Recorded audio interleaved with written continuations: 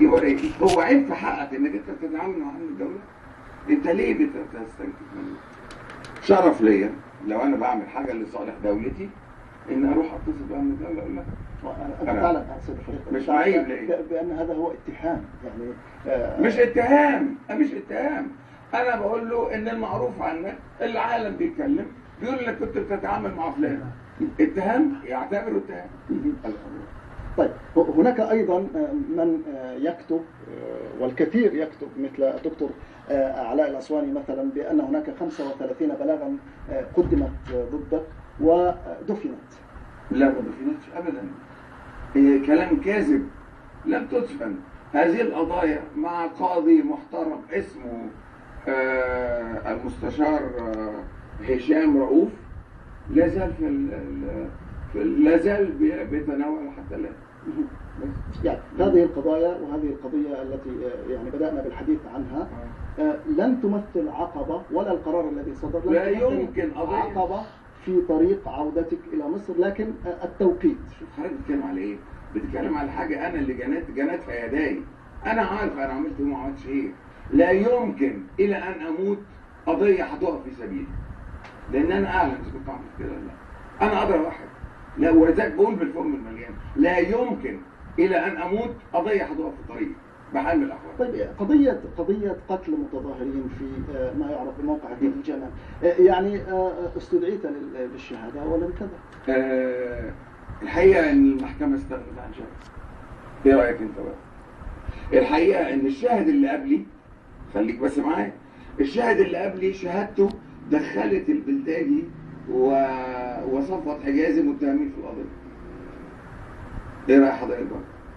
والناس اللي بينادوا بحقوق اللي استشهدوا والجرحى اللي هم المطالبين بالحق المدني هم اللي طلبوا من المحكمة إدخال هذه الشخصيات في الموضوع، وبناء عليه دخلوا في القضية. طيب اليوم الواشنطن بوست والفاينانشال تايمز كتبتا إن وضع أحمد شفيق على قوائم الترقب يهدد البلاد بموجة عنف قوية. هل تعتقد أن ذلك ممكنا أم أن الصحيفتين يعني ربما بالغتا بعض الشيء؟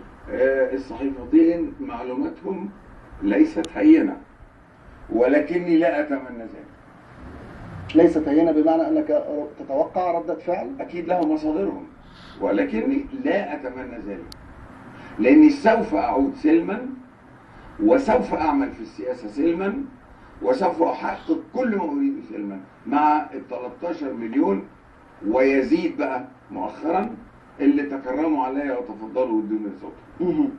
هل الأمر الذي نتحدث فيه وضع اسمك على قائمة الترقب له علاقة بشكل أو بآخر مع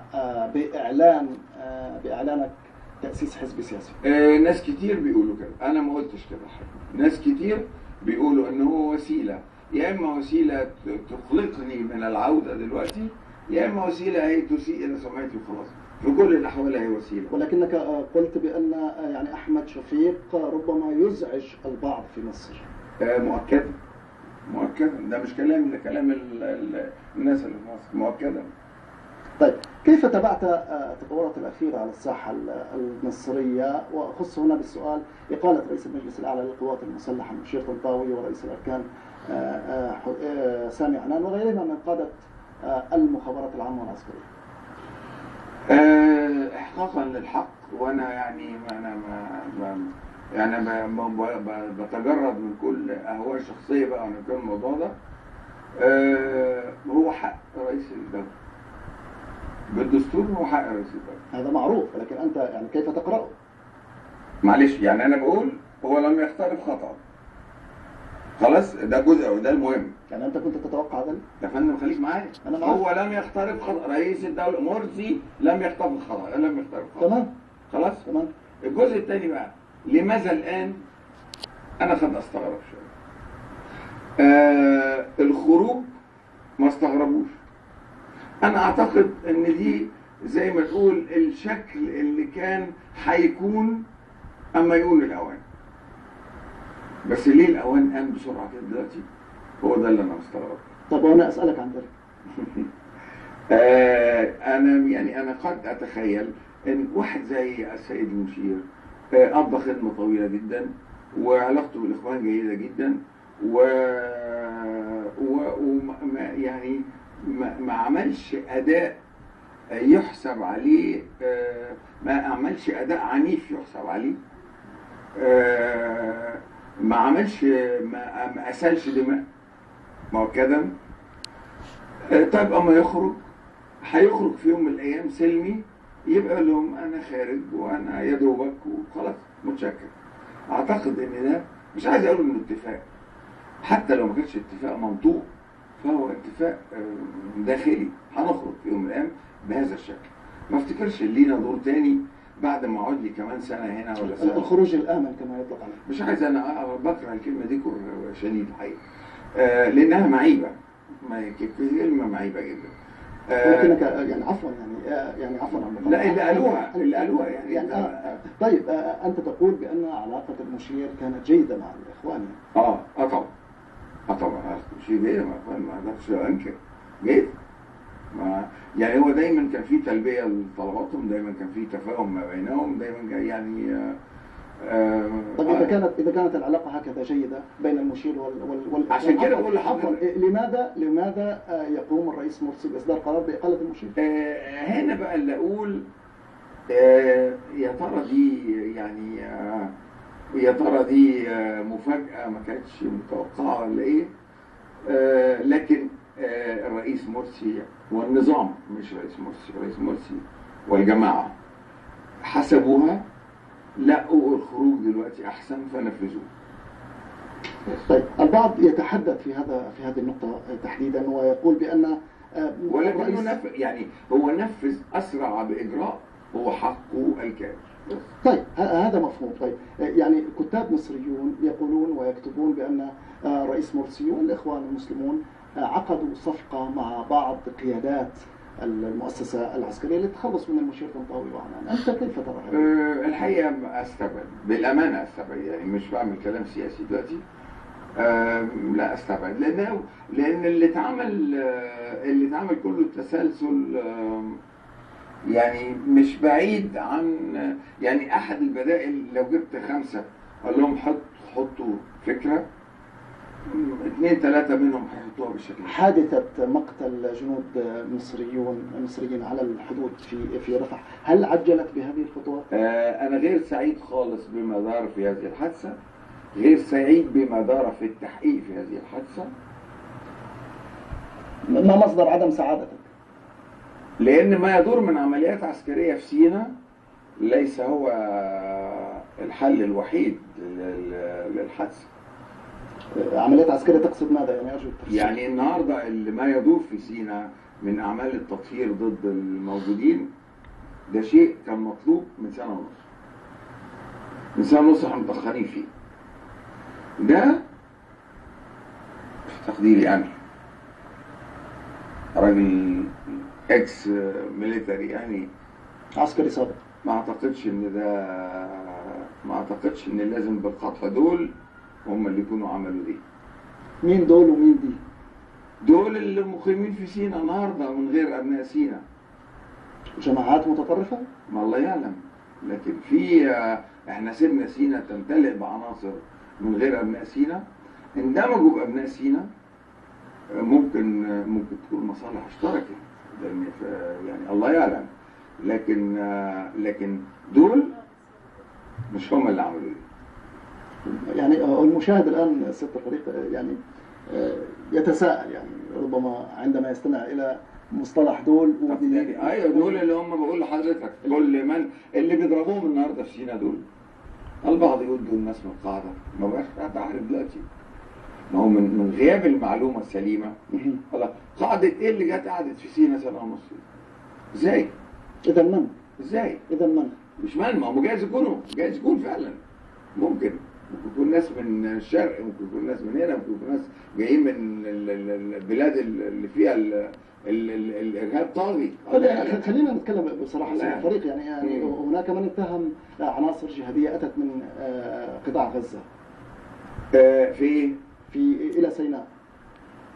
الى سيناء ولا الى الحادثه اللي حصلت؟ الى سيناء بشكل عام، وحدث مؤكدا في ناس من سيناء من جوه الوحيدين. طيب انت تقول الان يعني لا بس هم مش هم الوحيدين، اذا كانوا طيب. مش هم الوحيدين. طيب انت تقول الان بان يعني من عام ونصف تركوا الحبل على الغارب في سيناء، من يتحمل هذه المسؤوليه؟ القوات المسلحه والمخابرات ورئاسه الدوله ومجلس الوزراء، المجلس العسكري، كل المسؤولين عننا. طيب كل المسؤولين عننا الا لو كانوا شايفين سبب يخليهم مش قادرين يتدخلوا دلوقتي. طيب العلاقه الجيده كما تقول بين المشير والاخوان المسلمين هل لعبت دور في نتيجه الانتخابات التي خسرتها؟ يعني انا متحفظ خالص على اي رد على هذا الموضوع. يعني هذا شهادتك للتاريخ. بس لا مش للتاريخ، اصل الموضوع ده لسه مغلق ما اتفتحش. لا انت قلت لي قبل شهرين تقريبا بان هناك ضغوطا حدثت من الولايات المتحده على المجلس العسكري لتغيير النتيجه. الموقف بقى اكثر احتياجا لانه يبقى جوه ظرف مغلق، لانه له حين هيتفتح فيه هذا الظرف، مش دلوقتي. طيب رؤوس اقلام يعني رؤوس اقلام ولا رؤوس اقلام ولا رجول اقلام. الموضوع ده بالغ الحساسيه. طيب بالغ الحساسيه لانه يخص جهات خارجيه ام جهات داخليه؟ على الاقل يعني من حق المشاهده نعم. الظرف مغلق حتى عليا لسه، اما افتحه هبقول له حضرتك الظرف فيه. طيب ولكن عنوان هذا الظرف يعني العلاقه الجيده التي ربطت المشير مع الاخوان. هي ما تعبش ومش مفروض ان العلاقه الجيده لازم نتوقع منها شيء سيء، لا بالعكس، العلاقه الجيده ادت الى هدوء في الساحه، ما مش بالخط لازم تبقى. طيب تقول اليوم لسكاي نيوز عربيه بان الاخوان مخطئين ان كانوا تخيلوا انهم سينفردون بحكم مصر من خلال حزب واحد وجماعه واحده. يعني سيد الفريق دعنا يعني نتحدث بصراحه، هل يوجد الان على الساحه المصريه حزب او جماعه او قوه سياسيه اقوى من الاخوان المسلمين وحزبهم الحريه والعداله؟ يعني ايه هو حزب الاخوان المسلمين كم واحد؟ كم واحد حزب الاخوان المسلمين؟ تفتكر حضرتك؟ ملايين؟ لا مش انسى. 2 مليون؟ تقديرك انت؟ مفيش 2 مليون. ولكن هناك متعاطفون كثر مع الاخوان المسلمين والحريه والعداله. خلينا نقول يعني على عين والراس الاخوان المسلمين فوق راسي فوق ما حاجه. الرئيس محمد مرسي يعني اخذ اكثر من 12 مليون. ماشي ايوه يعني وانت تقول بان الحزب اي 13 مليون. طيب يعني وانت تقول ان الحزب مليونان فقط يعني. لا الحزب حاجه واللي اتحط في الصوت حاجه. طيب في النهايه ويا ترى في الانتخابات الجايه هيتحط في الصندوق ايه؟ خليك بس معايا. الحزب حاجه واللي اتحط في الصندوق حاجه. واسباب الحط في الصندوق ايه؟ وظروفها ايه ودواعيها ايه؟ اعتقد ان حضرتك النهارده لو شكلت حزب تاني تقدر تعمل فيه ملايين بمنتهى البساطه. هل حزبك الذي اعلنت عنه؟ هو مش حزبي، انا مش هتولاه حتى. الحزب الذي اعلنت عن يا فندم انا بقى ألن تكون قائدا له؟ لا مش هكون قائد له. قول لي ليه؟ اين موقعك؟ قول لي ليه؟ قول لي ليه ما كنتش قائد ليه؟ لان الف ب ان القياده بالانتخاب. فهي لا تؤخذ الانتخاب، يبقى من باب اولى في تنظيم سياسي للقياده. طيب دعني افصل السؤال بطريقه اخرى، الحزب الذي تروج له وتدعو له كمبدأ، هل تعتقد مش الحزب ده اي حزب كبير يضاهي جميل يقف امام الحزب يبقى منافس للحزب اللي يسكن. هل سيستطيع هذا الحزب مواجهه هذه الملايين التي منحت اصواتها للاخوان المسلمين؟ ما هو المجموعه دي لو عملت حزب ما هي ضغط على عدد بالكامل بتاع الاخوان. لا ما كانش الاخوان المسلمين لوحدهم، كان الاخوان المسلمين و6 ابريل و7 ابريل و8 ابريل وكل الابريلات كانت موجوده. يعني ومع ذلك العدد يعني. طيب ما الثقة التي تستند عليها أن هذا الحزب الذي تروج وتدعو له سيكون منافسا يعني هل يملك أيديولوجية كالتي يمتلكها الإخوان المسلمون وحزب؟ هي الأيديولوجية اللي دفعته دون ارتباط بحزب إنه يسير في اتجاه واحد منسقا مع الآخرين دول كلهم. الأيديولوجية دي أقوى.